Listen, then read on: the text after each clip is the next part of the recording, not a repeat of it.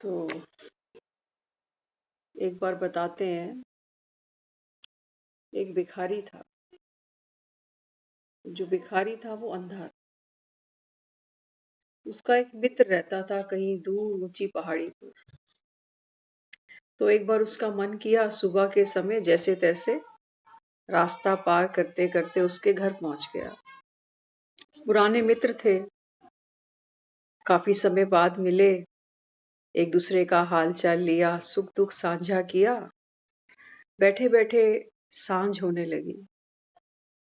तो भिखारी कहने लगा, जो मित्र था उसका, कहता है मुझे आप छुट्टी दो, बहुत अच्छा लगा आपसे मिलकर, अब मैं जाता हूँ अपनी जगह, वापस अपने घर जाता हूँ। तो जो मित्र था ना, उसने बोला कि देखो, जब आप आए थे तो दिन का समय था ना, अब तो धीरे धीरे सांझ बढ़ती जाएगी, अंधेरा घना होता जाएगा। तो ऐसा करो, एक हाथ में लालटेन लेकर चलो। तो जो उसका मित्र था वो हंस पड़ा। कहता, ये कैसा मजाक, परिहास करते हो दोस्त के साथ? मैं तो अंधा हूं, लालटेन का क्या करूंगा? मेरे लिए तो लालटेन हाथ में हो या ना हो, एक ही बराबर है। वो बोला, नहीं, मेरा कहने का भाव कुछ दूसरा है। देखो, अंधेरा रास्ता होगा, तुम तो चलो नहीं देख पाओगे रोशनी, लेकिन राह में जब कोई और आ रहा होगा या जा रहा होगा ना, तो तुम्हें जब दूर से देखेगा तो टक्कर से बच जाओ। उसको ये आभास हो जाएगा कि सामने से कोई आ रहा। तो बोला, हाँ, ये भली कही कि चलो किसी और के काम आएगी और थोड़ा सहयोग मुझे भी मिल जाएगा। बोला, चलो ठीक है, लालटेन मैं ले जाता हूँ। तो लालटेन लेके उसके घर से निकल पड़ा। चलते चलते चलते, अब वो तो अंधा है, उसको पता भी नहीं चला, वो लालटेन बुझ गई। और जो होनी थी वो हुई। सामने से कोई और राहगीर अंधेरे से आ रहा है, अब इसको देखा नहीं क्योंकि अंधेरा था। तो आपस में टकरा गए। टकरा गए तो ये जो भिखारी था ये झिल्ला कर बोला, कहता है, अरे भाई, मैं तो अंधा हूं, तू भी अंधा है क्या?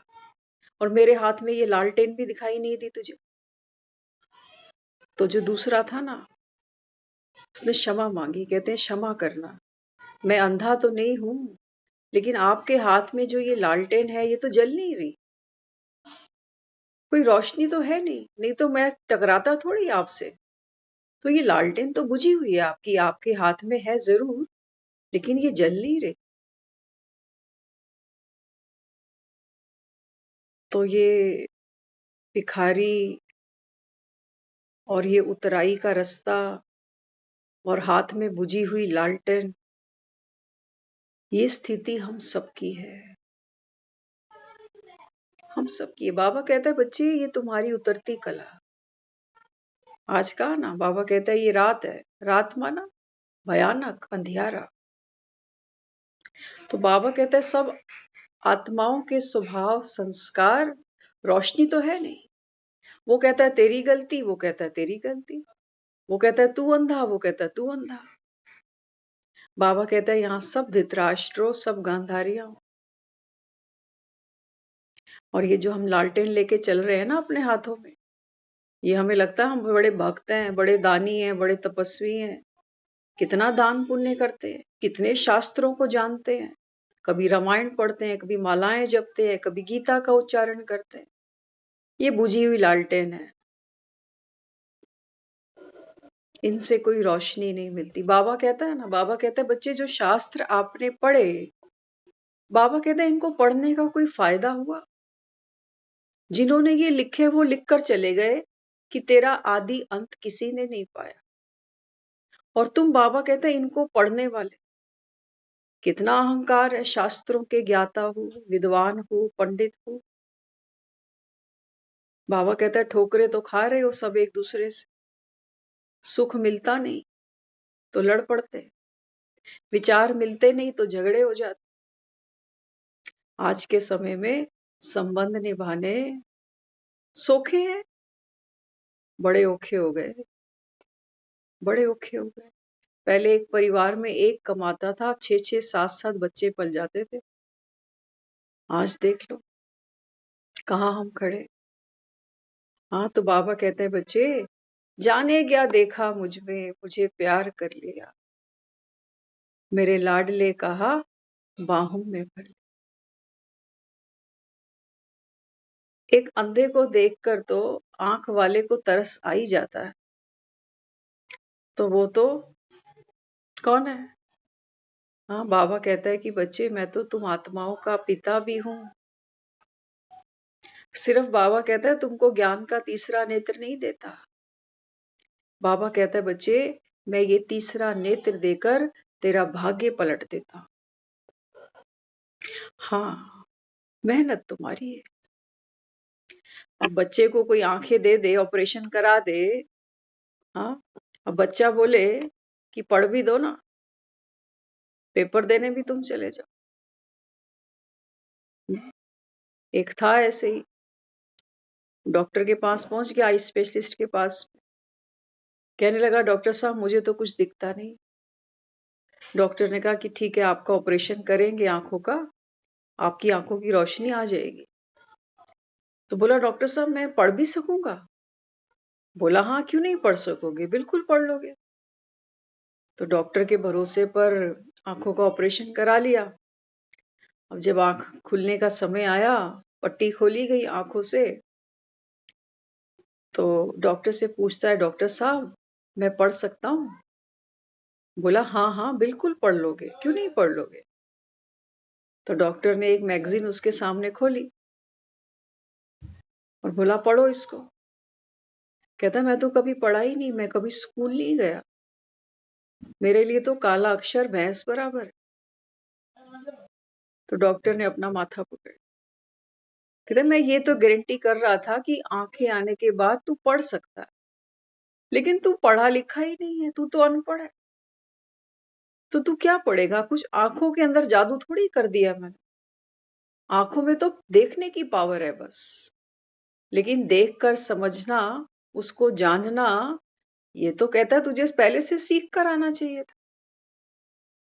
हाँ, तो बाबा भी यहाँ क्या करता है, हम सब तो नेत्रहीन भी हैं, भिखारी भी हैं, लालटेन हमारे हाथ में एक नहीं है, 10-20 लालटेन है। बहुत रोशनी है कृत्रिम हमारे पास में, फेक। किसी लालटेन में पैसे की पावर लगती है, किसी लालटेन में लगता है कि शरीर से काफी स्ट्रांग हूँ, किसी लालटेन से लगता है परिवार बड़ा अच्छा है। सब लालटेन बुझी पड़ी है। मुसीबत आती है ना, हम सब अनुभवी। कौन हाथ देता है, शरीर ही साथ नहीं देता, पैसा भी साथ नहीं देता। डॉक्टर को बोलो डॉक्टर साहब पैसा जितना मर्जी ले लो, बस ठीक कर दो। वो बोले भाई मैं तो दवाइयां ही दे सकता हूँ, मैं दवा दे सकता हूँ। हाँ, तो बाबा यहाँ समझाता, बाबा कहते हैं कि बच्चे मैंने तुम में क्या देखा जो तुम्हें गले से लगा लिया। रोते हुए देखा ना, भटकते हुए देखा। बाबा कहते हैं बच्चे अब मैंने तुमको अपना बनाया है, लेकिन माया क्या करती है। माया कहता है बाबा बार बार विघ्न डालती है, जो ऐसे बाप को भूल जाते हो जो तुमको 21 जन्मों का वर्षा देने आया। कहता है ना बाबा 100 वर्षों में माया का भभका देखो। लोग तो कहते हैं हमारे लिए यही स्वर्ग है, पैसा खूब है, महल है, गाड़ियां हैं, नौकर चाकर हैं। वो कहते हैं हमारे लिए यही स्वर्ग है। हाँ, बाबा कहते हैं बच्चे ये स्वर्ग तो नहीं है। बाबा कहता है ये दुनिया तो नरक है और बढ़ता जा रहा है नरक। बाबा कहता है जो तुमने शास्त्रों में पढ़ा ना, रौरव नर्क, कुंभी पाक नर्क, बाबा कहता है सब यहीं पर है। देखो तो सही अपना जीवन। इसलिए बाबा यहाँ समझाते, अब ये व्यर्थ की लालटेन है ना, इनको छोड़ो। इनको बाबा कहता है बच्चे गिर जाने दो, ये तुम्हारे किसी काम नहीं आए। देखते हो ना, मरता है कोई है तो कहते हैं दिया जला दो, सबसे पहले दिया बत्ती कर दो इसकी।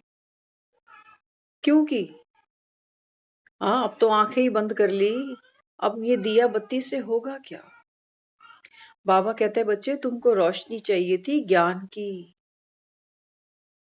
दुनिया में बाबा कहता है 2 तरीके की पढ़ाई आप पढ़ते हो।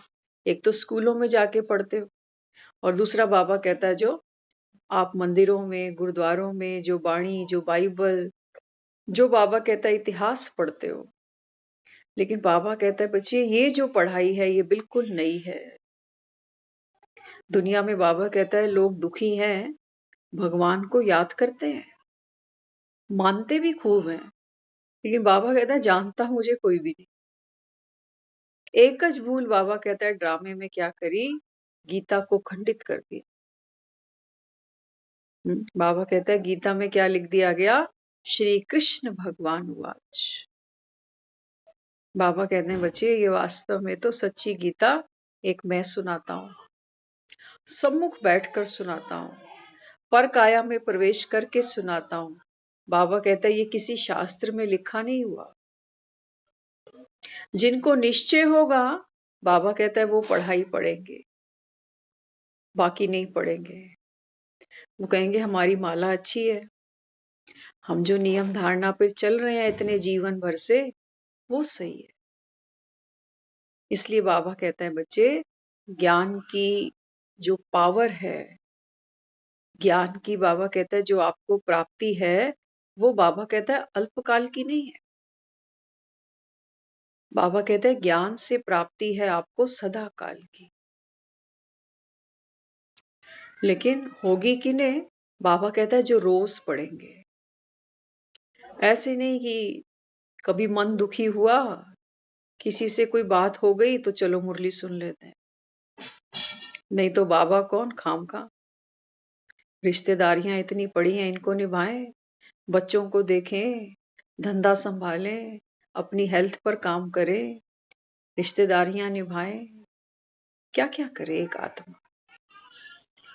बाबा कहते हैं बच्चे वो सब करते हुए भी तुम्हें क्या करना पड़ेगा, पढ़ाई पढ़नी पड़ेगी। पढ़ाई को बाबा कहता है प्रायोरिटी देनी पड़ेगी। ये नहीं कि कभी स्पेयर टाइम मिल गया तो पढ़ ली मुरली। बाबा कहता है पद्मों में भी पद्मा पदम भाग्यशाली आत्मा होगी जो बाप को पहचानेगी, क्योंकि भगवान किसी मनुष्य को नहीं कह सकते। Number 1 point. बाबा कहते बच्चे भगवान तो निराकार है, भगवान कभी मनुष्य आत्माओं की तरह जन्म नहीं लेता, नहीं तो भगवान का भी फिर मरण हो नहीं सकता ना। इसलिए भगवान कौन है, निराकार है। वो कहता है मैं बुद्धिवानों की बुद्धि हूं, दिल वालों का दिल हूं, यही तो हूं। तभी तो जब हम हमारे ऊपर कोई दया दिखाता है, कोई अनकंडीशनल हमारे साथ अच्छा व्यवहार अच्छा सलूक करता है, हम कहते हैं ये तो रब का बंदा है। कहते हैं ना ऐसे। हाँ, तो बाबा कहते हैं बच्चे वास्तव में दशहरा तो तुम हर साल मनाते हो, लेकिन ये रावण से तुम्हारी क्या दुश्मनी है, क्यों वर्ष वर्ष इसको जलाते हो। बाबा कहता है ये तुम्हारे विद्वान पंडित भी नहीं जानते। उनसे भी पूछो रावण कौन था तो कहेंगे लंका का राजा था, राम की सीता चुराई थी, बुराई का प्रतीक है, इसलिए राम ने इसका वध कर दिया। भगवान जो आकर इस समय संगम पर कहता है कि सर्व आत्माएं मेरे बच्चे हैं, माया वो कहता है मेरी बेटी है, क्या रावण का वध करेगा भगवान। भगवान अपने बच्चों को शिक्षा दे रहा है कि बच्चे डबल अहिंसक भव। वो कहता है देवी देवताओं के हाथों में जो तुमने शस्त्र देखे ये किसी की हत्या के लिए नहीं है, नहीं तो इन्हें देवी देवता कौन कहेगा, कहेगा। एक हत्या आज हम किसी की कर बैठे हैं, हाँ, कोई सम्मान की नजर से हमको नहीं देखेगा, देखेगा। उसके लिए तो जेल खाने बने, कानून बना हुआ। और ये देवी देवता जिन्हें हम कहते हैं कि श्री कृष्ण ने जरासंध को मारा, शिशुपाल को मारा, कंस को मारा, इनके गले में हम फूलों की माला चढ़ा रहे हैं। माता के नवरात्रे मना रहे हैं, कहते हैं माता ने क्या किया, महिषासुर का वध किया। असुरों को मारा। ये माता के गले में हम फूलों के हार चढ़ा रहे हैं। इनके लिए कोई कानून नहीं था क्या? कलयुग में इतना कानून का पहरा है, तो वहां नहीं होगा क्या? इसलिए बाबा समझाता। बाबा कहते हैं बच्चे, जब देवी देवता किसी का वध नहीं कर सकते, तो भगवान कैसे किसी का वध करे? कहते हो राम ने रावण को मार दिया। बाबा कहते हैं राम कौन है, रावण कौन है, ये तुम नहीं जानते। कौन जानते हैं? बाबा कहते हैं जो ये पढ़ाई पढ़ते हैं। कहते हैं ना, दुनिया में क्रोध किसी को आता है तो क्रोध को कैसे शांत किया जाता है? क्रोध से। किसी को गुस्सा आ रहा, आप उसको एक थप्पड़ मार के बोलो चुप हो जा, बन जाएगी बात? उसको और गुस्सा आएगा कि तूने मुझे हाथ कैसे लगा दिया, है ना? तो किसी को अगर क्रोध आ रहा है, कोई हिंसा अगर कर रहा है, हम उसको हिंसा करके शांत नहीं कर सकते। करके देखना इसको प्रैक्टिकली। कोई गुस्सा कर रहा हो, आप जाके उसको 2 थप्पड़ लगाना और कहना तुझे शांत करने के लिए मैंने थप्पड़ लगाए। अब देखना वो शांत होता है या क्या करता है। हमने क्या कहा? राम ने रावण का वध कर दिया। भगवान है, कहते हैं प्यार का सागर है।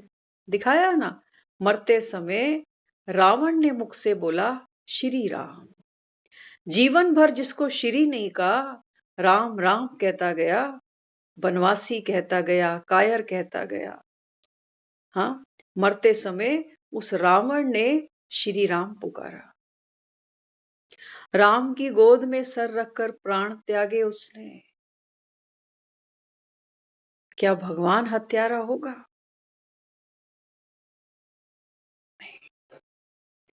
बाबा कहते हैं बच्चे, शास्त्रों में जो दिखाया ना, ये बाबा कहते हैं बैठ कहानियां बनाई है, महिमा है। जो होकर जाते हैं उसकी महिमा करते हैं कि राम इतना शक्तिशाली था कि रावण जैसे, जिसको शिव का भक्त कहा गया, प्रगाढ़ पंडित कहा गया, ऐसे रावण को भी भेद दिया, उसकी भी हिंसा करके हत्या कर दी।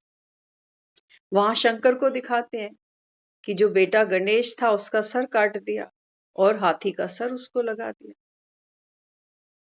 ऐसा ही दिखाया ना। तो बाबा इस समय क्या कहता है? बाबा कहते हैं बच्चे, वास्तव में बात है राम की शक्तियों। राम की शक्ति कैसी है? शीतल है, निर्मल है। वो हृदय को शीतल करने वाली। वो जब किसी को क्रोध आता है ना, तो क्रोध करके राम शांत नहीं कर सकता किसी को। राम को क्रोध ही नहीं आता। राम को कोई कितना भी उकसा ले, राम की जो है वो असली पावर ही यही है कि राम शांत है। देखते हो ना, हमारे घरों में जब छोटे छोटे बच्चे का जन्म होता है ना, तो हम उसके गले में, आपने देखा होगा, चांदी का एक चांद बनाकर चंद्रमा पहनाते हैं बच्चों के गले। करते हैं ना। किसकी निशानी है चंद्रमा? शीतलता की। तो बाबा यहाँ क्या समझाता है? बाबा कहते हैं बच्चे, आप पहचानो राम और रावण, नेगेटिव और पॉजिटिव। जैसे 24 घंटे हम कहते हैं ना, एक दिन, तो 12 घंटे दिन, 12 घंटे रात। इस संसार के अंदर अगर एक दीवार भी बनाई जाती है ना, तो ईंट पर ईंट एज इट इज नहीं रखी जाती। आप कभी भी देखना, दीवार जब चढ़ती है, एक ईंट ऐसे रखते हैं, फिर एक ईंट ऐसे रखते हैं, आड़ी तिरछी करके। उससे क्या होता है? दीवार मजबूत बनती है। अगर एक फिल्म में विलन ही ना आए, तो हीरो पता कैसे चले हीरो में कितनी पावर है ना? बाबा कहते हैं ड्रामा बड़ा खूबसूरत है, यहां बैठ के रावण को कोसने नहीं बैठना। बाबा कहते हैं बच्चे, अब रावण राज्य खत्म होने वाला है, भक्ति का राज्य खत्म। अभी 63 जन्म कहता है आपने भक्ति करी, और भक्ति में भी बाबा कहता है तुमको जो अल्पकाल का साक्षात्कार हुआ, जो शुभ मनोकामनाएं तुम्हारी पूर्ण हुई, बाबा कहता है वो कराने वाला बाप है। बाप है, बाबा कहता है। चैतन्य में तो भगवान ही है। बाबा कहता है बाकी तो ये जड़ मूर्तियां तुम ही बनाते हो। अब दिवाली की पूजा होगी ना, तो हम ही लोग बाजारों में जाएंगे और लक्ष्मी जी की मूर्तियां खरीदेंगे। ठीक है, हम ही बाजार में जाएंगे, इसके पैसे भरेंगे, घर में मूर्ति लेके आएंगे, रात को इसी मूर्ति के आगे हम झोली फैलाएंगे। जिस मूर्ति को हम पैसे देकर खरीद कर ले आए, शाम को पूजा में बैठकर इसी मूर्ति से हम मांगेंगे। बाबा कहते हैं माया ने तुम्हारी बुद्धि को ऐसे ताले लगाए हैं। सोचना जरा, एक बच्चा बाजार से खिलौना ले आए, बड़ा भारी अच्छा सा सुंदर सा, है ना, और शाम को बैठकर उसकी, हो सकता है टॉय की कोई पॉकेट हो जिसमें वो बच्चा नोट डालते, होते हैं ना बच्चे कई बार ऐसा करते हैं कि अपने टॉय के इधर उधर पैसे लगा देते, और शाम को उससे मांगे हाथ जोड़ के घंटी बजा के कि दे दो दे दो दे दो। हम हंसेंगे नहीं हंसेंगे? कहेंगे खुद ही खरीद के ले आया, खुद ही पैसे यहाँ रख दिए। हम भी यही करते हैं, लक्ष्मी जी की मूर्ति रखते हैं सामने, नोट भी रखते हैं, सिक्के भी रखते हैं, घर का गोल्ड भी रख देते हैं कई, और सोचते हैं ये बढ़ जाएगा। सब कुछ करारे करारे नोट निकाल के रख देते हैं लक्ष्मी जी के आगे, टीका लगाते हैं उनको। बाबा कहते हैं बच्चे तुमने तो धन को लक्ष्मी मान लिया। धन जब लोग गिनते हैं ना, ये नोट तो थूक लगा लगा कर गिनते हैं। ऐसा ही है ना, थूक लगाते हैं तब नोट गिनते हैं। कहाँ गई देवी उस समय तुम्हारी? सब थूक लगा रहे हैं इसको, देवी को अभी पवित्र देवी माना तुमने इसको। हाँ, तो बाबा यहाँ समझाते, बाबा कहते हैं बच्चे तुम्हें कपार खुशी होनी चाहिए कि बाबा ने हमें सिलेक्ट किया। तो बाबा कहते हैं तुम्हें खुशी होनी चाहिए कि दुख हरने वाला बाबा हमें सुखधाम में ले जाने आया है, हम परिजादे बनने वाले। बाबा कहते हैं बच्चे ये सत्य गीता ज्ञान है। कभी भी मन में ये संदेह ना आए कि पता नहीं ऐसे भगवान आता होगा क्या, इनके हाथों में मुरलियां, ये घरों में बैठकर पता नहीं क्या सुनाते हैं और कहते हैं भगवान कह रहा है। ये ज्ञान हमने पहले कहीं नहीं पढ़ा सुना। बाबा कहते हैं बच्चे ये ज्ञान नूतन है, नया है। ये बाबा कहता है किसी स्कूल में नहीं पढ़ाया जाता। तो बाबा कहते हैं तुमको अपार खुशी होनी चाहिए कि दुखों को हरने वाला हमारा बाबा हमें सुखधाम ले जाने आया है। बच्चों की स्थिति देख बाप को चिंता नहीं होती, क्यों? हमारे बच्चे लापरवाह हो, पढ़े लिखे नहीं, हाँ, और दूसरे दूसरे जगहों पर जाकर समय खराब करें, पैसा खराब करें, तो माँ बाप को चिंता होती है कि ये भविष्य में क्या करेगा, ना इसको पैसे की वैल्यू है, ना समय की, ना पढ़ाई की। हाँ, लेकिन वो हम आत्माओं का पिता है, वो कहता है मुझे चिंता नहीं होती। क्यों? हम्म, बाबा समझाते, बाबा कहते कोई फर्स्ट क्लास खुशबूदार फूल है, कोई में जरा भी खुशबू नहीं। कोई हार खा लेते तो बाप को चिंता नहीं होती, क्योंकि जानते हैं ना कि राजधानी बन रही है। माया के तूफानों से डरो नहीं। बाबा कहते हैं बच्चे मुझे चिंता नहीं होती है जब देखता हूं कि कोई आया ही नहीं क्लास पे, 15 दिन 20 दिन हो गए, कहाँ गया? हाँ, बाप को भूल गया, भगवान को भूल गया, फिर माया नगरी में कलयुग में चला गया। बाबा कहते हैं मुझे चिंता नहीं करता मैं, नहीं तो तुम में और मुझ में फर्क क्या रह गया फिर? तुम्हारे तो 2 बच्चे होंगे, 4 होंगे, उसका तो सारा जग है। कोई चोर भी है, कोई डकैत भी है, कोई साधु भी बने, कोई सन्यासी भी बने, कोई तपस्वी बने। बाबा कहता है मैं किसी की फिक्र नहीं करता। हम भी बच्चों को 2 4 बार समझाते हैं ना, कहते हैं देख मेरा फर्ज था, मैंने समझा दिया, जो करेगा तो अब भुगतेगा, अब मुझे मत कहियो। छोड़ देते हैं ना उनको फिर। लेकिन एक अंदर अंदर पीड़ा फिर भी महसूस करते हैं, क्योंकि ममत्व है उस बच्चे से मेरा। वो बच्चा अगर गलत कुछ चलता है तो बाप का नाम धरा जाता है कि फलाने का लड़का ऐसा है। है ना। तो बाबा यहाँ समझाते, बाबा कहते हैं देखो यहाँ तो कोई खुशबूदार फूल है, तो बाबा कहता है किसी में कोई खुशबू ही नहीं है। तो बाबा कहते हैं बाप को तो चिंता नहीं होती ना, क्योंकि जानते हैं कि इस समय राजधानी बन रही है। बाकी थोड़े रोज हैं, कहा जाता है बहुत गई थोड़ी रही। बाबा कहते हैं बच्चे समय कम है, ये नहीं सोचना कि समय पड़ा है अभी 2-4 साल, जिम्मेवारियां हैं सर पर, परिवार है, ये सब देख लें। वक्त वक्त नहीं देता। जब सर पे मुसीबत आती है ना, तो उस समय हमारी सोचने समझने की शक्ति अपने आप खत्म हो जाती है। मन हलचल में होता है तो सामने पड़ी चीज भी नजर नहीं आती, नहीं आती ना। रख कर चीजें भूल जाते हैं कि चाबी कहाँ गई, यहीं रखी थी। मोबाइल नहीं मिल रहा, अभी चार्जर नहीं मिल रहा, अभी चश्मा नहीं मिल रहा। तो बाबा कहते हैं बच्चे जब मन हलचल में होगा ना, तब ये ज्ञान बुद्धि में नहीं बैठेगा।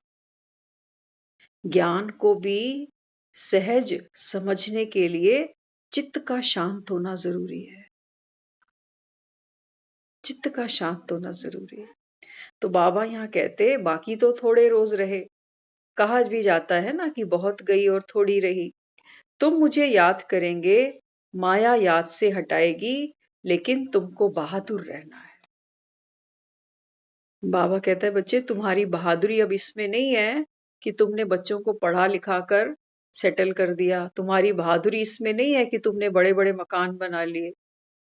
ये तो बाबा कहता है तुम जन्म बाई जन्म करते ही आए हो। कितने मकान पुराने जन्मों के याद हैं तुम्हें? कितने मकान छोड़ छोड़ कर हम चले, कितने बच्चे, कितने पति, कितने पत्नियां हम छोड़ छोड़ कर दुनिया से गए हैं, जानते हैं? किसी को भी याद नहीं। तो बाबा कहते बच्चे अभी क्या करो, मुझे याद करो, राम को याद करो। लेकिन राम को याद करने का मतलब ये नहीं है कि राम राम एक, राम राम दो, राम राम तीन। ये पुराने स्टाइल है। बाबा कहता है ऐसे करने से आत्मा निर्मल नहीं बन सकती, केवल राम का नाम रटने से नहीं बन सकती। बाबा कहते तो क्या करना पड़ेगा? बाबा कहते हैं बच्चे बहादुर बनना पड़ेगा, कर्म करते, धंधाधोरी करते। बाबा कहता है राम की शक्तियां ग्रहण करते चलो। राम प्रतीक है धैर्य का, राम प्रतीक है निर्मल वाणी का, राम प्रतीक है सहयोग करने का। करते चलो। बाबा कहते हैं दुआओं का जो खाता है तुम्हारा वो बढ़ना चाहिए। सोचो जो गूंगे हैं वो तो बेचारे राम नाम बोल ही नहीं पाते जबान से, तो उनका क्या होगा? राम उनका नहीं है। और हम इसी जबान से सारा दिन क्या क्या बोलते हैं, क्या क्या बोलते हैं जो शोभा भी नहीं देता। और इसी जीभा से अगर हम राम राम बोले, हाँ, तो बाबा कहते हैं बच्चे बोलने से बात नहीं बनेगी। क्या करना पड़ेगा? दवाई का नाम लेते रहने से दवाई अपना प्रभाव शरीर में नहीं डाल सकती। दवाई को गटकना पड़ता है, निगलना पड़ता है।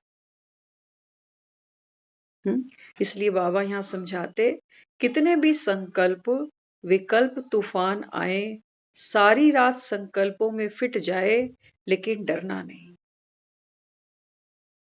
बाबा कहते हैं बच्चे इस समय आप रणभूमि में खड़े हो। कुरुक्षेत्र को छोड़ो, बाबा कहता है वो कथा कहानियों में ठीक है। ये सब हमारी क्या है? कर्म भूमि है। कर्म भूमि है ना, आत्मा कर्म कर रही है, यहाँ तैयारी कर रही है अगले जन्म में क्या काटना है इसको। तो बाबा कहते हैं बच्चे इस समय कैसी भी माया आए, कमजोर संकल्प बनकर आए, विकल्प बनकर आए, लेकिन बाबा कहता है बच्चे रात को देखते हो ना, बच्चे डर जाते हैं, कहते हैं भयानक सपना देखा मैं। ये सपने भी रात को ही आते हैं। बाबा कहते हैं बच्चे अभी चली कलयुग रहा है। भूत बाबा कहता है घर घर में बैठे हैं अभी, ये पीपल के पेड़ों पे नहीं मिलेंगे अभी। ये बाबा कहते हैं तुम्हारे अंदर बैठे हैं, क्रोध बनकर, लोभ बनकर, मोह बनकर। तो बाबा कहता है फिर देखते हो ना सपने, रात रात भर नींद नहीं आती, चिंताएं इतनी है, सोचा कुछ होता कुछ और। करने तो अच्छा ही चलते हैं, चाहते तो सुख ही पाना है, लेकिन बार बार हिस्से में दुख आके पड़ता है। तो बाबा यहाँ समझाते बच्चे डरना नहीं है, ये युद्ध का मैदान है ना, जितना याद करेंगे उतना पवित्र बनते हो, नापास भी बहुत होंगे। बाप को कोई की चिंता नहीं रहती, दुनिया में कोई मनुष्य नहीं जिसे हम बाप, टीचर और सदगुरु कहें। बाबा कहते हैं देखो दुनिया में जन्म देने वाला बाप कोई होगा, पढ़ाने वाला टीचर कोई और होगा, और फिर 60 साल के बाद गुरु करते हो वो कोई और होगा, है ना।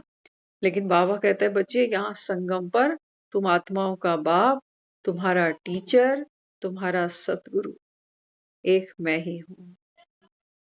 अब बाबा कहते हैं बुद्धि को कहीं भटकाने की जरूरत नहीं तुम्हें, एक योग बाबा कहता है एकाग्र होकर, एक रस होकर बाबा कहता है बस मुझे याद करो, बस एक मुझे याद करो। तो बाबा कहते हैं फिर आत्मा का स्वधर्म है ना शांति, मुख ही नहीं कर्मेंद्रियां ही नहीं तो जरूर शांति होगी। बाबा कहता है दुनिया तो चाहती है कुछ ऐसा हो कि यहाँ शांति मिल जाए। बाबा कहते हैं शांत तो मुर्दे होते हैं, मुर्दे शांत होते हैं। बाबा कहते हैं बच्चे शांति तो शांति धाम में होगी, यहाँ बाबा कहता है शांति नहीं मिलती, यहाँ तो शांति के नाम पर धोखा मिलता है। इसलिए बाबा कहते हैं ऐसा नहीं है कि मुख से कोई चुप हो जाए, कर्मेंद्रियों से कोई हिले डुले नहीं, तो हम ये नहीं कह सकते कि ये शांत हो गया। मन में तो जिन ऊपर सीढ़ियां चढ़ रहा है उतर रहा है, कभी ये सोचते हैं कभी वो, जैसे बंदर होता है ना, बंदर एक जगह बैठ नहीं सकता टिक कर, तो हमारा मन भी ऐसे उलाटियां मारता रहता है इधर से उधर। तो बाबा यहाँ समझाते, बाबा कहते ज्ञान स्नान नहीं करेंगे तो फिर देवता भी नहीं बनेंगे। बाबा कहते हैं तुम्हारी दुनिया में जो पढ़ाइयां तुम पढ़ते हो, बच्चों को पढ़ाते हो ना, एक भी बाबा कहता है ऐसा तुम्हारा स्कूल कॉलेज नहीं, यूनिवर्सिटी नहीं, जहां बाबा कहता है पढ़कर कोई ये कहे कि यहाँ पढ़ने के बाद कोई देवी देवता बनता है।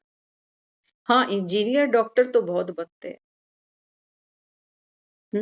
लेकिन बाबा कहता है भगवान क्या करता है संगम पर आकर, कलयुग से बाबा कहता है आत्माओं की छटाई शुरू होती है।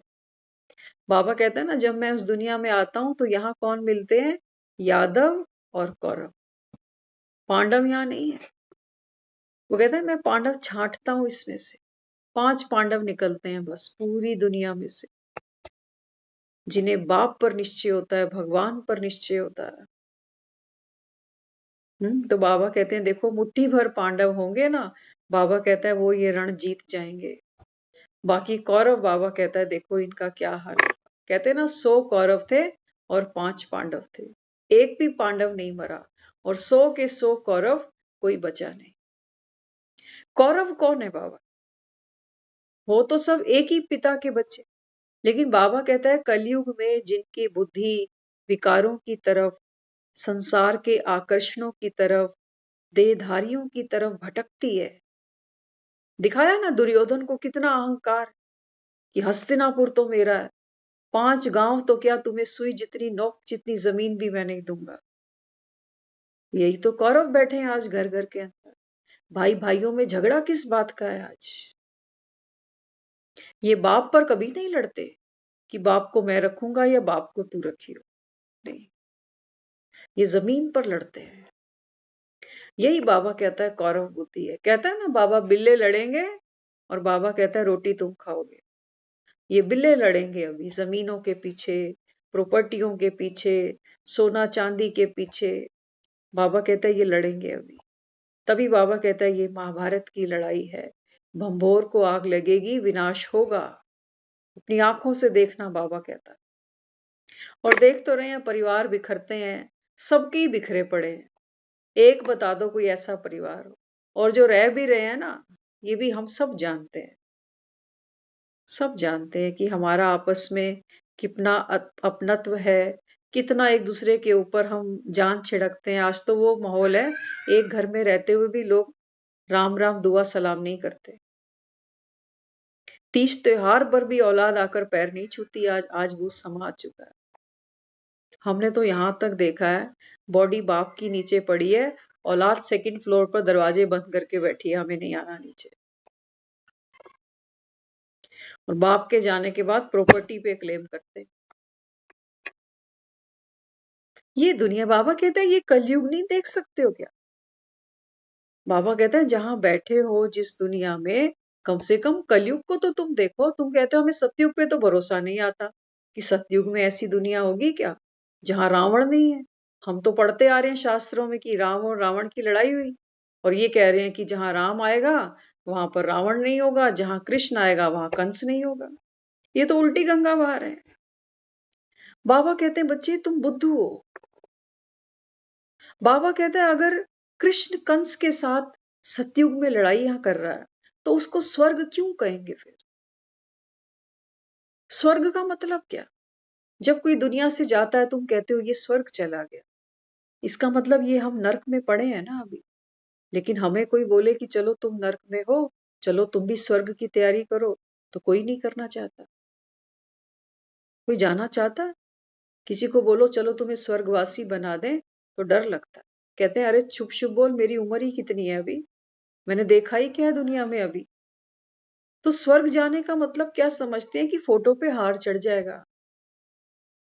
ये घर, ये बच्चे, ये परिवार, ये पैसा, ये सारी मोह शोक तो यहीं छूट जाएगी। तो कैसा स्वर्ग है ये? बाबा कहता है बिल्कुल सत्य है। आत्मा बिना शरीर के स्वर्ग का सुख नहीं ले पाएगी। और बाबा कहता है तुम जो कहते हो मर के कोई भगवान के पास गया, बाबा कहता है भगवान को ना कोई जानता, ना भगवान का कोई घर जानता, तो आत्माएं भटकेंगी नहीं क्या? और बाबा कहते हैं ऊपर तो कोई जाना ही नहीं चाहता। इनसे पूछो मर्तों से कि तुम्हारी अंतिम इच्छा क्या है, तो ये बेचारे कहते हैं कि थोड़ा समय हमें और मिल जाए, थोड़े सैर सपाटे रह गए, अभी शिमला मसूरी नहीं घूमा हमने, 2-4 डोसे और खा लें, 5-7 शादियां और देख लें। वासनाएं तो ये है आत्मा की, भगवान के पास कौन जाना चाहता है? बाबा कहता है ना वो घर सबको प्यारा लगता है, लेकिन आना तो कोई नहीं चाहता उधर। याद तो करते हैं भगवान के पास जाएंगे, भगवान तो संभाल ही लेगा ना। हम्म? बाबा कहता है आत्मा तो वहां आना नहीं चाहती है। गिरना तो तुम, बाबा कहते हैं, बार बार कलयुग में ही चाहते हो। ना बच्चों को छोड़ने का मन करता है, ना ये पतित शरीर जो बीमार पड़ चुका, जगह जगह बाबा कहता है डेंट लग चुके, तब भी इस शरीर को छोड़ने का मन नहीं करता, चाहे कितना बूढ़ा कितना बीमार हो गया। आसक्ति, बाबा कहता है, तुम्हारी इस छी काया में, छी माया में फंसी है, तो तुम कैसे कहते हो कि जाने वाला स्वर्ग चला गया? कहीं जाना होता है, कोई रास्ता तो पता हो, कौन सी बस गाड़ी जाती है, कहाँ उतरना है, कहाँ चढ़ना है? कोई नक्शा है? बाबा कहता है तुम्हारे पास स्वर्ग का? पूछो जरा इन शास्त्रियों से जिन्होंने शास्त्र लिख डाले, इन द्विवेदियों से जो कहते हैं हमको वेदों का ज्ञान है, किसके पास है स्वर्ग का नक्शा? कोई नहीं जानता स्वर्ग कहाँ है। बाबा कहता है दुनिया चांद पर जा रही है, बड़ी मेहनत करते हैं, बड़ा पैसा लगाते हैं, और बाबा कहता है तुम बाबा कहता है एक सेकंड में वहां पहुंचते हो जहां बाबा कहता है इनका ख्याल भी नहीं जा सकता, परम धाम। फर्क है ना, बाबा कहता है। हाँ, तो बाबा आगे समझाते, सदा सुंदर तो एक ही मुसाफिर है, बाप श्याम सुंदर नहीं बनते। हम्म? बाबा कहते हैं बच्चे ये जो गायन है ना श्याम सुंदर का, ये बाबा कहते हैं तुम आत्माओं के ऊपर है, कि आत्मा जन्म लेते लेते श्याम बनती है, कलाएं कम होते जाती हैं। जैसे हम बच्चा बनकर दुनिया में सब आए थे ना, हाँ, तो बच्चे की स्किन कैसी थी? हाँ, बच्चा कैसा था, कितना खूबसूरत था। और फिर हम ही बच्चे थे, हम ही जवान हुए, हम ही बूढ़े हुए। हम्म? अगर हम पूछें वो बच्चा कहाँ गया, तो वो बच्चा मरा तो नहीं। हम जब दुनिया में आए थे तो बच्चा बनकर आए थे, अब कोई पूछे वो बच्चा मर गया क्या? अरे नहीं, वो बच्चा बड़ा हुआ, जवान बन गया। अच्छा, क्या वो जवान मर गया? नहीं जी, जवान भी नहीं मरा, यही जवान अब बूढ़ा हो गया। तो परिवर्तन हुआ ना। बाबा कहता है ऐसे जैसे तुम्हारे शरीर का परिवर्तन होता है ना, ऐसे आत्मा के अंदर भी परिवर्तन आता है। आत्मा जब सतयुग में होती है तो बाबा कहता है सतो प्रधान होती है, त्रेता में सतो बन जाती है, द्वापर में रजो प्रधान बनती है, कलयुग आते आते बाबा कहता है तमो प्रधान हो जाती है। जैसे बूढ़े को देखो ना, मुख में दांत नहीं है, टांगों में वो पावर नहीं है चलने बैठने की, कानों से सुनता नहीं, आंखों से दिखता नहीं है, रोटी खा नहीं पाता, हजम होती नहीं। तो क्या बन गया अब ये बन गया बीमारियों का घर। ऐसे ही बाबा कहता है आत्मा ने तो फिर भी बाबा कहता है 63 जन्म नरक की यात्रा करी है। 63 जन्मों से बाबा कहता है बच्चे भिखारी बने हो। बाबा कहता है आत्मा देखो, भिखारी बन के ही दुनिया में आती है। आते ही बच्चा रोता है तो उसको दूध देना है। और जाते जाते भी देखो, मुख में गंगा जल डाल रहा है कोई कह रहा है खाने की क्या इच्छा है, इसको खाने में क्या पसंद है वो खिला दो। वासनाएं हैं अंदर, वो तृप्ति नहीं होती। आदमी का जीवन खत्म हो जाता है लेकिन इच्छाएं तो खत्म नहीं होती ना। बाबा कहता है बच्चे ये इच्छाएं तुम्हारा रोग है जो आत्मा को दीमक की तरह खा गया।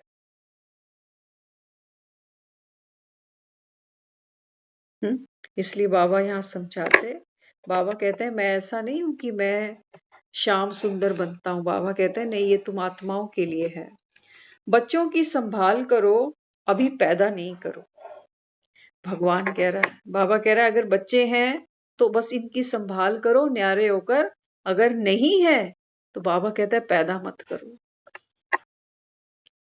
हाँ, क्यों कह रहा है बाबा? बाबा कहते हैं बच्चे ये आत्माएं हैं ना, ये अपना अपना हिसाब किताब लेने आती हैं, है ना। देखते हो ना, कोई बच्चा जन्मते ही अपंग है, अपाहिज है, तो पूरा जीवन माँ बाप बेचारों की फिर सेवा करते जाते हैं, है ना। एक बच्चे ने गलत चलन चली, देखते हो ना, निर्भया केस हुआ था, किसी का तो बच्चा था वो, पढ़ा लिखा के जवान किया इसी दिन के लिए, उनके भी तो कोई माँ बाप होंगे ना। तो ये आत्मा इस समय तमो प्रधान है, और इनसे आप ये उम्मीद तो ना करें कि मेरे घर में राम ने जन्म लिया या मेरे घर में लक्ष्मी आई। ये बच्चे कहाँ जाते हैं, कहाँ से निकलते हैं, कोई नहीं जानता। इसलिए बाबा कहते हैं बच्चे अगर नहीं है तो बाबा कहता है अभी बर्थ कंट्रोल करो, नहीं तो बाबा कहता है तुमको खून के आंसू रोने पड़े। हम्म तो बाबा यहाँ समझाते, नहीं तो फिर याद आते रहेंगे। हाँ, बाबा कहता है अंत में औलाद चाहे कितनी भी नालायक हो, लेकिन बाबा कहता है माँ बाप को याद तो आती है औलाद की। हाँ, तो बाबा कहते हैं नहीं तो फिर याद आएंगे कौन? बाबा कहता है ये बच्चे। याद कौन आना चाहिए था अंत में? दुनिया कहती है भगवान को याद करो, मुंह में गंगा जल डाल देते हैं, तुलसी का पत्ता डाल देते हैं, गीता का 18वां अध्याय सुनाते हैं कि जाओ नष्टो मोहा बनो। लेकिन मोह छूटे कैसे? बीमारी को छोड़ने के लिए औषधि चाहिए, ऐसे थोड़ी बीमारी छूट जाती है ना। तो बाबा भी यहाँ क्या समझाते, बाबा कहते हैं बच्चे ये मोह है ना, इसको भी छोड़ने के लिए बाबा कहते हैं ज्ञान चाहिए। क्यों छोड़ना है? क्यों छोड़ दें मोह बच्चों से? हमने पैदा किया, छोटे से बच्चे पाल पोस के बड़े किए, क्या इसीलिए कि आज पीठ दे दे इनको? बाबा कहते हैं बच्चे जब तेरे को अर्थी पे लिटाते हैं तो पीठ तो ये भी तेरी कर देते हैं घर की तरफ, कि यहाँ दोबारा मत मुड़ जाइयो कभी, अब शमशान की तरफ मुख कर अपना। ये रीत बड़ी सोच समझ कर बनाई है इन्होंने। बाबा कहते हैं बच्चे इनकी कर, ये तेरे सर पर बाबा कहता है बोझ है बंधनों का, इनको तो बाबा कहता है तोड़ तक निभाना पड़े। लेकिन बाबा कहता है इनमें फंसो तो नहीं, फंसो तो नहीं। मक्खी होती है ना, वो जलेबियां जब तलता है हलवाई, तो कई बार देखना उस हलवाई की जो कढ़ाई होती है ना, चाशनी वाली, उसके ऊपर मक्खियां भिन भिनाती हैं। और एक मक्खी क्या करती है, वो जाके अंदर ही गिर जाती है चाशनी में। चाशनी ने क्या किया, वो जो उसकी मक्खी के पंख थे ना, वो चिपक गए, अब वो उड़ नहीं सकते, मर गई। बाबा कहता है बच्चे, ये जिसके साथ आपका ममत्व है, ये बच्चे, ये परिवार, ये पैसा, ये दुकान, ये मकान, ये सब बाबा कहता है जैसे चाशनी की कढ़ाई है। ये कढ़ाई तो बाबा कहता है मक्खी साथ नहीं उड़ा के ले जा सकती। मक्खी अगर ये सोचे कि ये कढ़ाई उठाकर उड़ जाऊंगी, तो ये कढ़ाइयां तो नहीं उठती, उठती है। हाँ, बाबा कहता है बच्चे किनारे बैठ जाते, रस एक बूंद पीते और उड़ जाते। जरूरी बाबा कहता है तूने छलांग लगानी थी इसके अंदर। अब बाबा कहता है तेरे पंख तो इन्होंने चिपका दिए, ये तुझे उड़ने नहीं देंगे। अब इनको बोलो ना हमें क्लास सुननी है 1 घंटा, तो ये हमें 36 काम याद दिला देंगे कि ये भी काम पड़ा है, वो भी करना है, बाजार भी जाना है, सामान सब्जी भी लानी है। आप यहाँ बैठ गए, हमारी रोटी कौन बनाएगा? उठ के रोटी बनाओ, हमें भूख लग रही है, आप यहाँ बैठ गए फोन खोल के। होता है ना ये? या बना के बैठते हो रोटियां कि खा लेना अपने आप? हाँ, तो ये क्या करते हैं, ये जो पंख है ना हमारे, वो ये चिपका देते हैं कि देखो 9 बजे हमारे खाने का समय है, और 9 बजे ही आप कहते हो हमको क्लास सुननी है। संडे तो छोड़ दिया करो कम से कम, संडे भी चैन नहीं लेने देते। कितने दिन हो गए तुम्हारे हाथ से परोसी हुई रोटी नहीं खाई हमने। हाँ, तो ये साम दाम दंड भेद सब कुछ लगा देते हैं। कई बार डांट देते हैं हमको, कहते हैं इन्हें फर्क नहीं पड़ रहा। कई बार प्यार से इमोशनली भी ब्लैकमेल करते हैं कि बना दो ना, 2 मिनट कैमरा बंद करके चल पड़ो, 2 रोटी बना दो चलो। करते हैं ना। हाँ, कई बार कहेंगे आप नहीं दोगे ना मुझे खाना निकाल के, हम खाएंगे ही नहीं आज, हम भी भूखे बैठे हैं आज। तो ये चाशनी है, ये चाशनी। अस्पताल में कोई लेट जाता है, आते हैं ये घर पे कहने की मम्मी चल रोटी डाल दे, तू नहीं बना के देगी तो हम तो नहीं खाएंगे। ये पेट भर लेते हैं अपना, ये भर लेते हैं। इनको पता है क्या पॉसिबल है और क्या पॉसिबल नहीं है ना? तो बाबा कहते हैं बच्चे प्रेम हो। प्रेम कैसा हो? देखो, हम जब बात करते हैं ना अनकंडीशनल प्यार की, हम कहते हैं वो हमारे अंदर नहीं है। नहीं, वो हम सबके अंदर है। देखो, रास्ते से हम जा रहे हो और अनजान कोई बच्चा गिर जाए, भागता हुआ, दौड़ता हुआ, तो हम सब सहज ही उस बच्चे को उठा लेते हैं कि बेटा चोट तो नहीं आई तुझे, तू ठीक है ना, रो नहीं। उठाते हैं ना, छोटा बच्चा होगा तो गोदी उठा लेंगे उसको। क्या लगता है हमारा? कुछ भी नहीं लगता। लेकिन ये बीज हमारे अंदर है, ये प्रेम है। लेकिन अगर मेरा बच्चा दौड़ता हुआ, भागता हुआ गिर जाए, तो आंसू उसकी भी आंख में होंगे, आंसू मेरी भी आंख में होंगे। ये इन्फेक्शन है। अब लोग मेरे बच्चे को चुप नहीं कराएंगे, मुझे भी चुप कराएंगे, कहेंगे बहन जी चुप हो जाओ, बच्चे को किसी ने धक्का नहीं दिया, आपका बच्चा खुद अपनी गलती से गिरा है। लेकिन बहन जी मानेगी ही नहीं। बहन जी कहेगी नहीं उसके बच्चे ने इसको धक्का दिया, आजा मैं तेरे को ठीक करती हूँ। ये फर्क है। मोह हमको नीचे गिराता है। वो हमारे बच्चे की भी गलती होगी ना, हम सुनना नहीं चाहते कि पहले आपके बच्चे ने इसको गिराया, फिर इसने इसको गिराया। हम नहीं मानना चाहते। हाँ, हम ये देखेंगे कि मेरे बच्चे को कितनी चोट लगी है, उसके बच्चे को क्या लगा वो हमें कोई मतलब नहीं। मेरा बच्चा ऐसा नहीं है, मैं जानती नहीं क्या अपने बच्चे। मेरा बच्चा ऐसे बोल ही नहीं सकता, मेरा बच्चा ऐसा कर ही नहीं सकता। क्यों? क्योंकि हम भी दूध के धुले और हमारे बच्चे भी दूध के धुले हुए। बाबा कहता है मैं तो बेकार ही आया, सारे दूध के धुले हो यहाँ तो। तभी तो शिवलिंग को दूध से नहलाने चल पड़ते हैं कि भाई हम तो सब दूध के धुले हैं, तू भी दूध से धुल जा, तू क्यों पतित बैठा हुआ है? यही कर रहे हैं ना। हाँ, तो बाबा कहते हैं बच्चे दूध से धुलना माना। बाबा कहता है ज्ञान का स्नान जब आत्मा पर पड़ता है।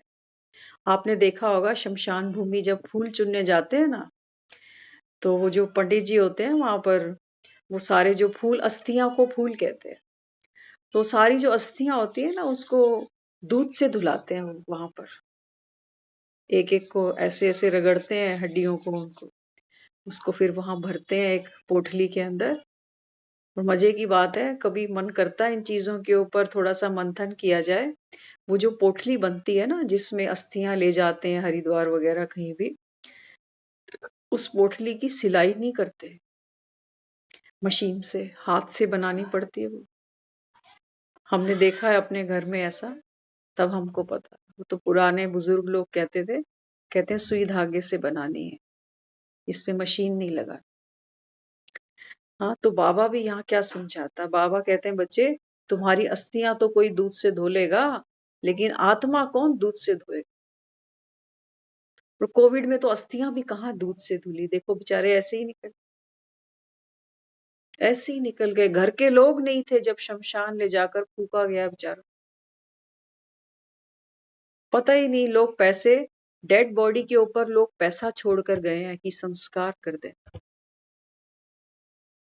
अपनी जान सबको प्यारी, अब मिट्टी के साथ कौन मिट्टी होएगा। हम्म। तो इसलिए बाबा यहाँ क्या समझाते, बाबा कहते हैं बच्चे नहीं तो फिर क्या होगा, यही सब याद आते रहेंगे, इन सब के होते भी इनको भूल जा। बाबा कहते हैं सब होगा, परिवार भी होगा, बच्चे भी होंगे, पत्नी भी होगी, पति भी होगा, लेकिन बाबा कहता है बच्चे महावीर वो हनुमान की पूजा करते हैं ना सारे, कभी सोचो। बाबा कहते हैं ये आत्माएं वही हैं जिनको तुमने देवी देवता देखा ना मंदिरों में मूर्तियों के रूप में। बाबा कहता है ये सब आत्माएं इस समय, बाबा कहता है जो आप पढ़ाई पढ़ रहे हो ना, कल्प कल्प बाबा कहता है आप ही पढ़ते हो, आप ही बनते हो। दुनिया में देखो जितने भी देवी देवता हैं, चाहे मेल है चाहे फीमेल है, सबके आगे हम क्या लिखते हैं, श्री। श्री हनुमान जी, श्री लक्ष्मी, श्री नारायण, श्री कृष्ण, श्री गणेश, श्री गंगा, श्री वैष्णव देवी, श्री कालका माँ। श्रीमती क्यों नहीं बोलते कालका मैया, श्रीमती कालका देवी, श्रीमती वैष्णो देवी। ये मेल फीमेल की बात नहीं, ये बात है आत्मा की। आत्मा जो भगवान से पड़ती है संगम पर, ये श्रीमत पर चलकर श्री की उपाधि पाती, ये डिग्री है इनकी। जैसे कोई डॉक्टर बनता है ना, तो नाम से पहले लिखता है अपनी डिग्री। बाबा कहते हैं बच्चे ये डिग्री है देवी देवताओं जो श्रीमत पर चलते हैं। और भगवान की श्रीमत क्या कहती है, बाबा कहते हैं बच्चे भरे बाजार में बैठो, लेकिन बाबा कहता है न्यारे बनकर बैठो। क्योंकि दुनिया अंत में एक बड़े प्यार से बोलती है कि फलाना ना भगवान को प्यारा हो गया।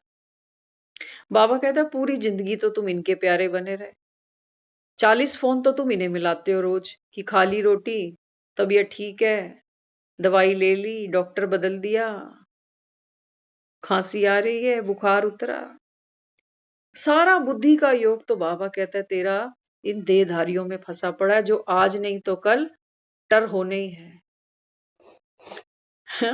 एक बार याद आ रहा है अभी, एक बहू थी, तो बहू अपना एक बेटा है उसके पास में, उसको उसको उसने आके माँ को बोला माँ मुझे साइकिल दिला दो ना। छोटे बच्चे ने माँ को बोला मम्मी साइकिल दिला दो। तो माँ ने बच्चे को बोला देख बेटा, तेरी दादी जब टै बोलेगी ना, तब पैसा हाथ लगेगा, तब साइकिल मिलेगी।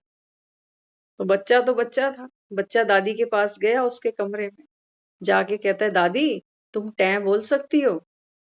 तो उसने बोला हाँ, बोली टै। तो बोली पैसा तो मिला नहीं। बच्चा कहता कहता है मतलब, दादी पूछती क्या मतलब, तेरी मम्मी कह रही थी ना तेरी दादी टै बोलेगी तो बहुत पैसा मिलेगा।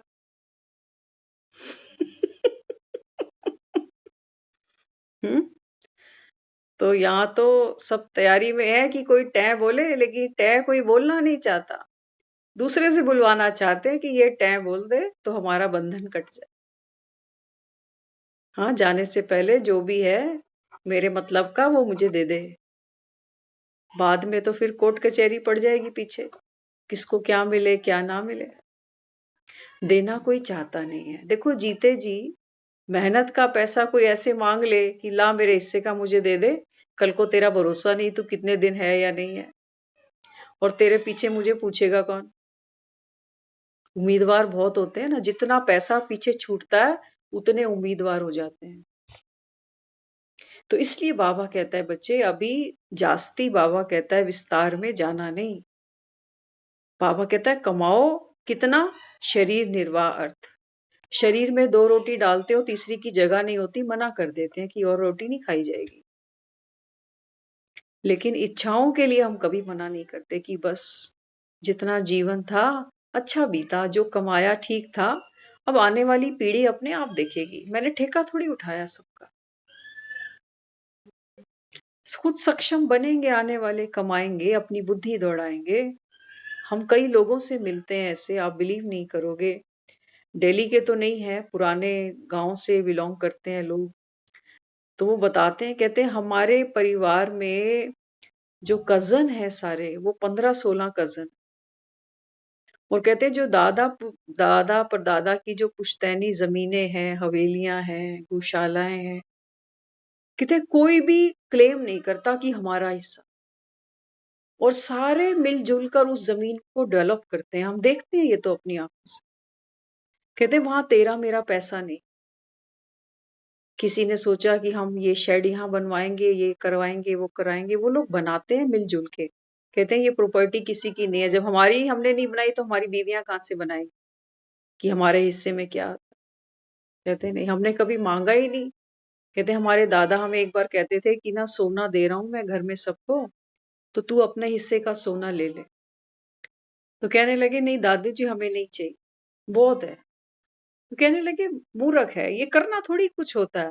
लेकिन जब पास पड़ा रहता है ना तो एक अंदर गर्मी होती है कि हाँ मेरे पास सिक्योरिटी पड़ी हुई।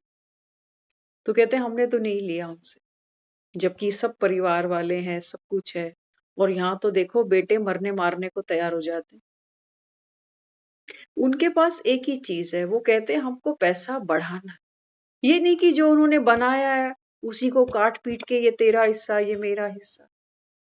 कहते हैं कोई शुरुआत ही नहीं करता, जब बड़े शुरुआत नहीं करते तो छोटे कैसे चले जाएं हिस्सा मांगने के लिए। तो कहते हैं हम सब ने बाहर, कोई बॉम्बे में सेटल हो गया, कोई कहाँ सेटल हो गया, सबने अपना अपना बना लिया और खूब अच्छा बनाया। पीछे कौन जाएगा वो संभालने, बल्कि वो पीछे की प्रॉपर्टी संभालने के लिए उन्होंने लोगों को हायर किया हुआ है, उनको पैसा देते हैं। सोचो कोई और होता तो वो गांव की प्रॉपर्टियां बेच के यहाँ शहरों में बनाता, है ना। औलाद को तो यही समझ में आता है अभी कि वहां का बेचो और यहाँ रह लो। तो बाबा यह समझाता, बाबा कहते हैं बच्चे अब सब कुछ होते भी क्या करना है, भूल जाना है। ऊपर है अचल घर, सोने की मूर्तियां हैं, वैराग्य द्वारा संस्कारों के वार से सेफ रहो। बाबा कहता है बच्चे अब क्या होगा, वार तो होगा, माया जबरदस्त होगा। जो भी हमारे अंदर कमजोरी है, अगर धन की वासना ज्यादा खींचती है, मेरा पैसा, तो बाबा कहता है फिर वो पेपर सामने आएगा। अगर बाबा कहता है संबंधों में ज्यादा आपको लगता है कि ये मेरा, तो बाबा कहता है संबंधों से पेपर आएगा। शरीर से ज्यादा आसक्ति है कि मेरा शरीर, मेरी बीमारी, तो बाबा कहता है फिर वो भी पेपर आएगा। इस समय बाबा कहता है बच्चे सीता को अग्नि परीक्षा देनी पड़ेगी। तो जब अग्नि परीक्षा हम देते हैं, माना जीवन में जब कोई कठिन समय आता है तो आत्मा याद उसी को करती है, लेकिन शक्ति नहीं ले पाती। मजे की बात है, बाबा कहता है ना तुमने भगवान को याद तो किया है भक्ति में, लेकिन बाबा कहता है जो भगवान को याद करके जो शक्ति मिलनी चाहिए थी, जैसे रोटी खाते हो, रोटी खाने के बाद पेट भरता है ना, एक संतुष्टि होती है कि हाँ पेट भर गया। और रोटी खाने के बाद शरीर में भी ताकत आती है कि हाँ रोटी खाई है, खुराक खाई है, अब काम भी करें। लेकिन दुनिया जब भगवान को याद करती है ना तो उनके पेट भरते हैं, पेट भरना माना कोई संतुष्टि नहीं होती है, क्योंकि अंदर कोई बल नहीं गया, अंदर कोई स्थिरता नहीं गई, कोई पावर नहीं मिली, कोई चैलेंज को हम कैसे फेस करेंगे जीवन में। तो एक दूसरे को पकड़ते रहते हैं कि तू मेरा साथ दियो। बाबा कहता है यहाँ कौन किसका साथ देगा, अंत में देगा कोई? जिसको याद करके रोते हैं वो बेचारा बाहर रो रहा है, अस्पतालों में देखते हैं ना। हाँ, हम जिसको याद कर रहे हैं वो बाहर हमें याद करके रो रहा है कि पता नहीं ये बचेगा या क्या होगा, इसके बाद मेरा क्या होगा। उसको चिंता अपनी खा रही है कि अगर अंदर वाला मर गया अस्पताल में तो फिर मेरा क्या होगा। यहाँ हर कोई अपने सुख को रो रहा है। हाँ, हम निमित्त बने हुए हैं किसी के सुख के, तो वो हमें बैठ के रो लेता है कि ये चला गया तो फिर मेरा क्या होगा। इसलिए बाबा यहाँ समझाता, बाबा कहते हैं बच्चे अभी वैराग्य द्वारा, आज आया ना मुरली में, बाबा कहता है भक्ति में, तो बाबा कहता है कोई फायदा नहीं हुआ, सबने करी। लेकिन बाबा कहता है बच्चे जब तुम ये पढ़ाई पढ़ते हो ना, तो इस पढ़ाई में बाबा कहता है योग है, योग माना भक्ति। क्योंकि बाबा कहते हैं भक्ति में जब लोग भगवान को याद करते हैं ना, तो बाबा कहते हैं उनको पता नहीं है कि भगवान कौन है और उससे क्या मिलता है। वो बाबा कहते हैं यहाँ जब तुम पढ़ाई पढ़ते हो तो ये भक्ति भी है, क्योंकि एक को याद करते हो, है ना। तो बाबा कहते हैं ये है योग, यही है ज्ञान, और इससे बाबा कहता है तुमको बेहद का वैराग्य भी आता है। भक्ति से कोई वैराग्य नहीं आता, भक्ति में तो हम और हड़पना चाहते हैं अल्पकाल के सुखों को, कि बच्चा ऐसा हो, बहू ऐसी हो, पत्नी ऐसी हो, बेटा ऐसा हो, भगवान दे दे दे दे दे। मांगते मांगते हमारे जीवन खत्म हो जाते हैं, लेकिन हमारा मन का पात्र हमेशा खाली रहता है। तो बाबा कहते हैं बच्चे भक्ति से तो कोई फायदा नहीं मिला ना, इसलिए बाबा कहता है मुझे आना पड़ता है तुमको भक्ति का फल ये ज्ञान सुनाने। लेकिन बाबा कहता है बच्चे औषधि को समय समय पर खाना भी है। सिर्फ ये नहीं कि डॉक्टर से दवाइयों का पर्चा लिखा लिया और घर पे लाके पर्चा रख दिया, कभी नहीं ठीक होने वाला बीमार। वो दवाइयाँ खरीदनी भी पड़ती हैं, समय समय पर खानी भी पड़ती हैं। दवाइयाँ थोड़ी कड़वी भी लगती हैं, इंजेक्शन थोड़े चुभते भी हैं, लेकिन फिर भी हम इलाज कराते हैं, क्योंकि हमें ये पता है कि थोड़े से समय का अगर दर्द पीड़ा होगी, कम से कम बीमारी से तो निजात मिल जाएगी। और अगर बीमारी से निजात मिल गई तो फिर इन दवाइयों से, इन इंजेक्शनों से भी निजात मिल ही जाएगी। करते हैं ना हम। लेकिन यहाँ यहाँ तो मुरली सुनी, कभी नहीं सुनी, और फिर कह देते हैं कि मुरली सुनने से पेट नहीं भरते। आत्मा ही कह रही कि देखो एक कान से सुनाते हो, दूसरे से निकाल देते हो। मनन चिंतन तो तुम सारा दिन दुनिया वालों का करते हो। दिल में बाबा कहता है याद तो उनकी बसी हुई है जिनको देखकर भी राजी नहीं हो। इसलिए बाबा कहता है बच्चे समय समय पर दवाई खाओ, अमृत वेला उठो। उठकर बाबा कहता है बच्चे अपने को आत्मा देखो, सफाई करो। सच्ची दिवाली मनानी है, दिन कम रह गए, दिन कम रह गए। बाबा कहता है जब तक हमारा चित्त निर्मल नहीं बनेगा, तब तक बाबा कहता है आप कोई भी गुण, कोई भी शक्ति बाबा कहता है यूज कर ही नहीं सकते। देवियों का श्रृंगार होता है ना, बाबा कहता है पहले ज्ञान से चित्त का स्नान करो, इसको स्वच्छ करो, तब बाबा कहता है गुणों और शक्तियों से ये देव मूर्तियां सजेंगी, बिना स्नान के नहीं सजेंगी। तो योग से क्या होता है, हमारी जो, बाबा ने कहा ना, जो दुर्गंध है वैरों की, विकारों की, कमजोरियों की, बाबा कहता है ये सारी जो दुर्गंध है ना, बाबा कहता है ये समाप्त हो जाएगी। लेकिन करना क्या पड़ेगा, खुशबूदार फूल को याद करना पड़ेगा, क्योंकि जिसके समान बनना होता है ना, उसको याद करते हैं। तो अगर चाहते हो हम भगवान के समान बन जाए, तो बाबा कहता है फिर पुरुषार्थ कौन करेगा, तुम्हारा बाप। पुरुषार्थ भी बाबा कहता है तुमको ही करना पड़ेगा ना, टीचर तो एक बार पाठ पढ़ा के चल पड़ेगा, याद तो तुम्हें करना पड़ेगा। देखो बच्चे भी स्कूलों में जाते हैं ना, तो बाबा कहता है तुम्हारे 4 सब्जेक्ट है, ज्ञान, योग, धारणा और सेवा। एक स्कूल गोइंग बच्चा ये सब कर रहा है।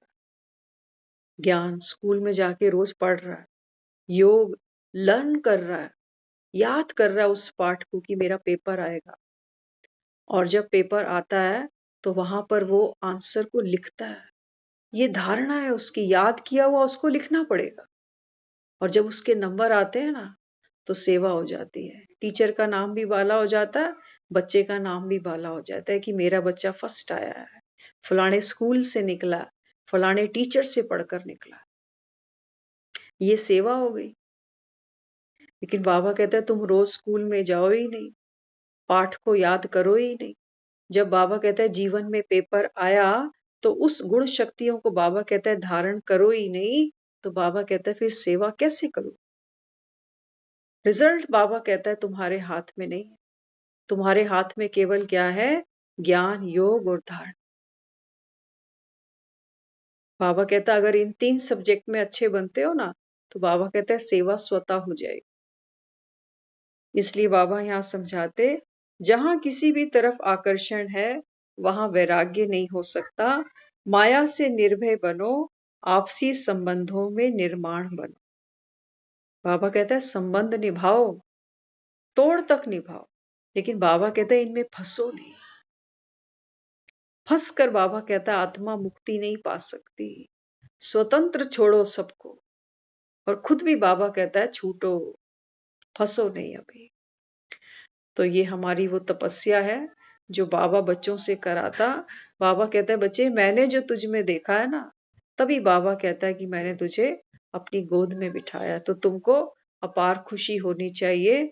और बाप का बनने का बाबा कहता है आपको अभी पुरुषार्थ करना है, पढ़ाई पढ़नी है जब तक बाप बैठ पढ़ाते हैं। ओम शांति।